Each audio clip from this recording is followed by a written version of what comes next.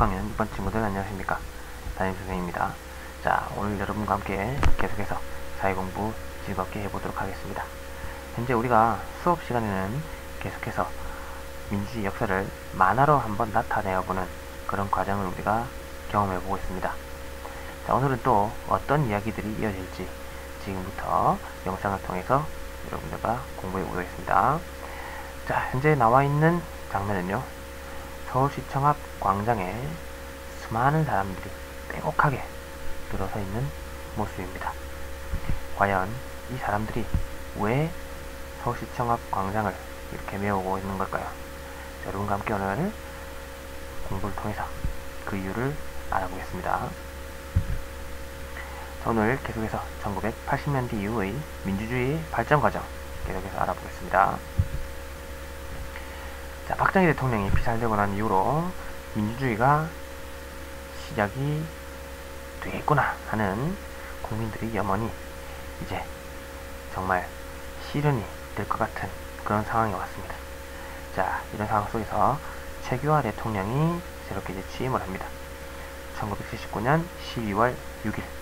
자, 최규하 대통령이 드디어 대통령이 되고요. 자, 사회는 현재 굉장히 혼란스러운 상황입니다. 이때를 틈타서 1979년 12월 10일, 네, 대통령 새로 취임한 지 일주일 뒤에 12월 12일에 어떠한 일이 벌어집니다. 자, 12.12 사태라고 부르는 사건인데요. 12.12 사태란, 자, 전두환, 노태우 등을 중심으로 하는 신군부가 정변을 일으켜서 정권을 장악한 사건이 되겠습니다. 자, 신군부란 것은 새로운 군인 세력들이라고 보시면 되겠습니다. 자, 군인 세력이 또다시 정권을 장악합니다. 아직 대통령은 최규하 대통령 그대로고요.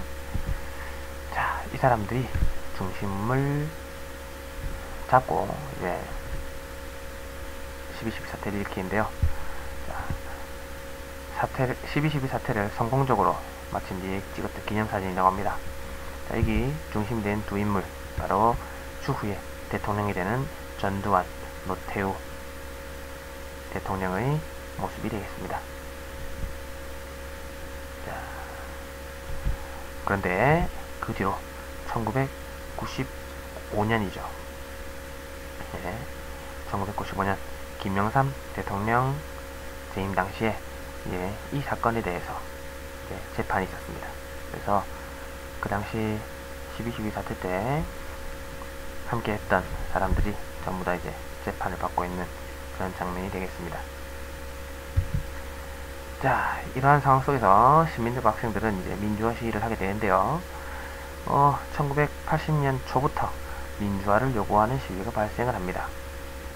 서울에서 시작해서 전국의 대도시와 지방으로 확산되는데, 자, 왼쪽의 모습은 이제 대학교 앞에서 일어나는 시위가 되겠습니다. 대학생들이 이제 경찰들을 향해서 시위를 하는 모습. 그리고 오른쪽 사진은 서울역 앞에 사람들이 가득 모여있는 모습이 되겠습니다. 자, 그만큼 민주주의를 위한 국민들의 바람은 이렇게 컸다는 겁니다. 자, 그런데 이 시위에도 불구하고 계속해서 이제 독재는 시작이 되겠고요. 군인 독재라고 그러죠. 자, 군인 독재는 계속해서 진행이 되고요. 자, 5월 18일, 80년 5월 18일에 5.18 민주화 운동이 벌어집니다. 자, 광주에서 벌어진 일이고요. 자, 제일 첫 번째 사진은 이제 전라남도 도청에서 사람들이 모여서 시위를 한 장면이 되겠습니다. 이렇게 많은 사람들이 모여서 시위를 하는 중입니다. 자, 5.18 민주화 운동은요, 광주에서 민주주의 회복을 요구하며 발생한 대규모 시위가 되겠고, 이때 그런데 군대를 동원해서 광주 시민들을 폭력적으로 진압하고 이 과정에서 수많은 희생자들이 발생을 했습니다. 자, 군인들이 이제 이렇게 진압에 나서는 그런 장면이 되겠습니다. 자, 여러분들 영화 중에서 화려한 휴가라는 영화가 있어요. 그 영화에 보면 5.18 민주화 운동에 대한 모습들이 자세하게 잘 나와 있습니다. 그 영화도 우리가 한번 보면 좋을 것 같습니다. 자, 5.18 민주화운동, 군인을 동원해서 이제 시위를 무력화시키긴 했는데, 자, 1980년 9월 1일 전두환 대통령이 결국에는 취임을 하게 됩니다. 9월 1일이에요. 자, 대통령이 취임하게 되는데, 이때는 이제 국민들이 직접 대통령을 뽑은 게 아니라 국민들이 뽑은 국회의원들이 이제 대통령을 뽑습니다. 그걸 간접선거라고 합니다. 자, 대통령을 이제 취임이 됐고요. 이 전두환 대통령은 이제 그 이후로 언론기관을 이제 완전히 통폐합시켜버리고, 이제 언론의 자유로운 보도를 제한합니다. 제한. 보도를 마음대로 못하도록 막는 거죠. 자, 그리고 시위하는 사람들에 있어서 이렇게 정말 국민들이 이렇게 진압을 할 수가 있을까요? 이런 식으로 민주주의에 대한 시위를 막았습니다. 자, 언론기관을 통제했고 민주화를 요구하는 국민을 계속적으로 탄압을 했습니다. 자, 독재를 반대를 하고 민주화를 꿈꾸는 국민들이 바람은 계속해서 일어납니다. 자, 아까 봤던 사진이죠. 자, 1987년 6월 10일부터 6월 29일까지 6월 민주항쟁이 벌어지는데요. 대한민국에서 벌어진 반독재 민주화 운동이 되겠습니다. 대통령 직선제를 이제 바꿀 것을 헌법 개정을 요구했고, 민주화를 요구하는 대규모 시위가 되겠습니다. 전두환 대통령 역시 4년 임기 두 번에 걸쳐서 이제 진행을 합니다.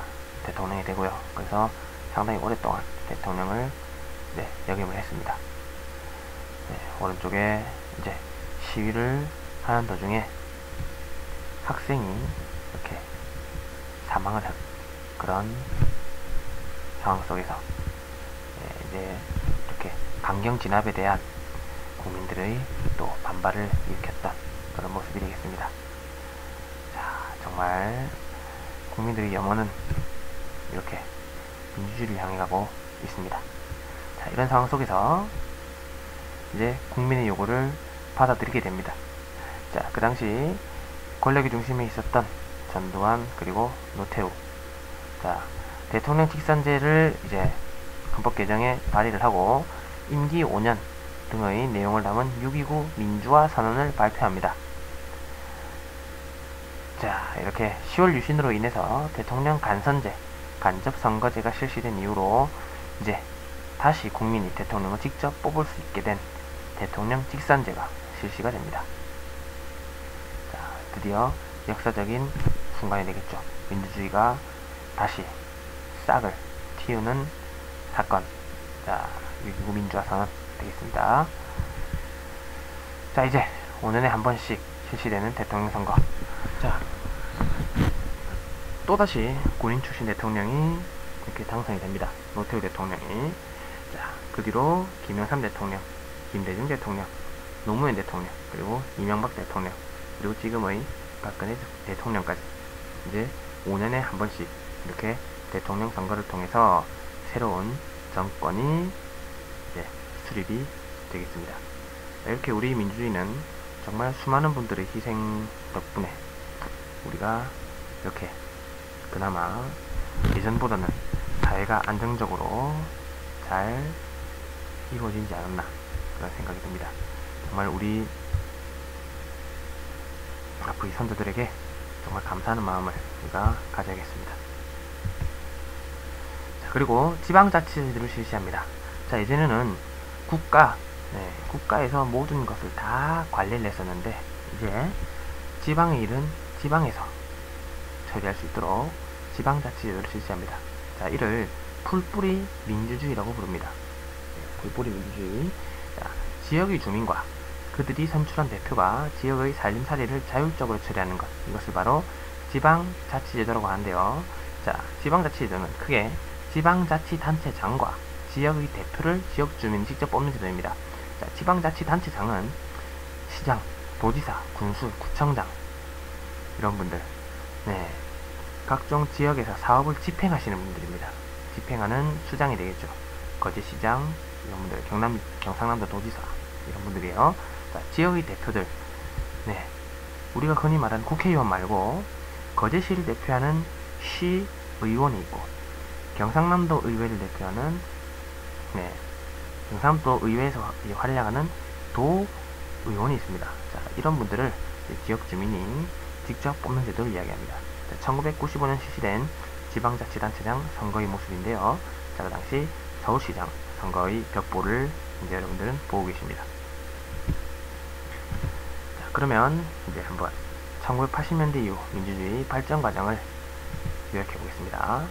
자, 12.12 사태로 인해 또다시 시작된 군부 독재, 민주주의의 싹을 또 이렇게 밟는 일이라고 보시면 되겠습니다. 자, 12.12 사태로 또 군부 독재 시작됐는데, 자, 5.18 민주화 운동 그리고 6월 민주항쟁을 통해서 이제 민주주의가 드디어 이 나라의 땅에 내딛게 됩니다. 자, 대통령 직선제 실시되고 대통령이 이제 5년 그리고 기회는 단 한 번, 5년 동안 한 번만 할 수 있는, 임기는 5년이고 한 번만 할 수 있는 그런 제도가 잘 잡게 되고요. 그리고 지방자치 제도가 이제 정착이 되고 있습니다. 자, 여기까지인데요. 민주주의 역사는 여기까지입니다. 정말 많은 분들의 고통과 희생 덕분에 현재 우리가 이렇게 그나마 안정적인 사회 속에서 살아가고 있습니다. 항상 그분들께 고마운 마음을 가져야 합니다. 자, 불과 지금으로부터 약 30년 전의 일이에요. 여러분들의 부모님 또는 할아버지, 할머니, 자, 모두 이러한 사회 속에서 살아오셨고, 우리 모두 우리 윗세대분들께 정말 감사하다는 말씀 꼭 한 번씩 전해보시기 바랍니다.